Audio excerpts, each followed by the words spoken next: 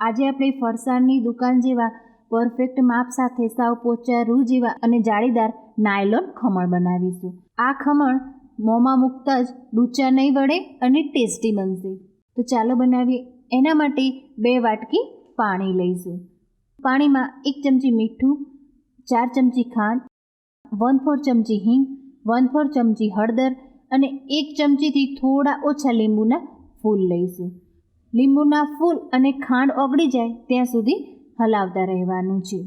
ખાંડ અને લીંબુના ફૂલ સરસ ઓગળી ગયા છે એટલે હવે આ મિશ્રણને આપણે સાઈડમાં મૂકીશું. અને હવે 3 વાટકી સાવ ઝીણો એવો ચણાનો લોટ લઈશું. મેં ઘરે દળીને ચણાનો લોટ તૈયાર કરીને લીધો છે. તમે બેસન પણ લઈ શકો છો.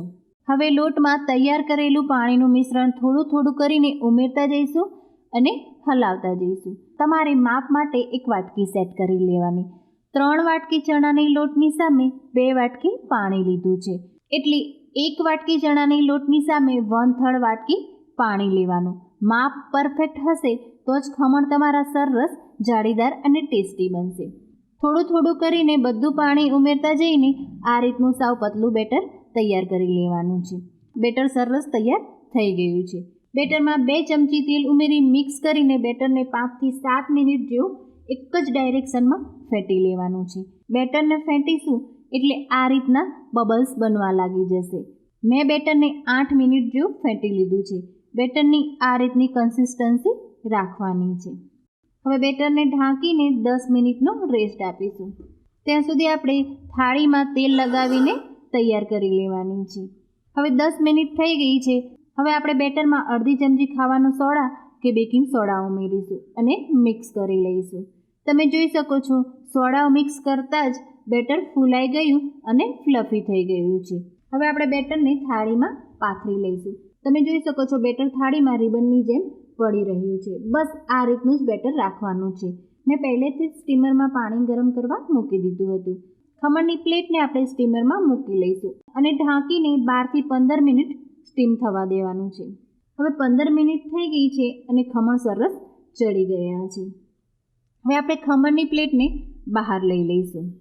ખમણ થોડા ઠંડા થાય ત્યાં સુધી આપણે વઘાર તૈયાર કરી લઈશું. એના માટે 2 ચમચી તેલ ગરમ થાય એટલે 1 ચમચી રાઈ ઉમેરી રાઈ સતળાઈ જાય એટલે 3 થી 4 સમારેલા લીલા મરચાં ઉમેરી થોડી સેકન્ડ માટે સાંતળીશું. હવે અડધો કપ પાણી, 4 ચમચી ખાંડ અને થોડું મીઠું ઉમેરી મિક્સ કરી પાણીમાં 1 થી 2 ઉભરા આવે ત્યાં સુધી થવા દેવાનો છે. વઘાર હવે તૈયાર થઈ ગયો છે. હવે હું ખમણના સ્ક્વેર શેપમાં પીસ કરી લઈશ. તમે જોઈ શકો છો ખમણ સરસ સોફ્ટ બન્યા છે. હવે ખમણ પર તૈયાર કરેલો વઘારને આ રીતે બધા ખમણ પર આવી જાય એ રીતે પાથરી લેવાનો છે. હવે ઉપરથી થોડી કોથમીર ભભરાવી લઈશું. તમે જોઈ શકો છો ખમણ સરસ સોફ્ટ અને જાળીદાર બન્યા છે. ખમણને હું કઢી સાથે સર્વ કરી રહી છું. તમે પણ મારી રીતે એકવાર ખમણ બનાવો અને મને કોમેન્ટ કરીને જણાવો અને મારી ચેનલને લાઈક અને સબસ્ક્રાઈબ કરી દેજો. Thank you.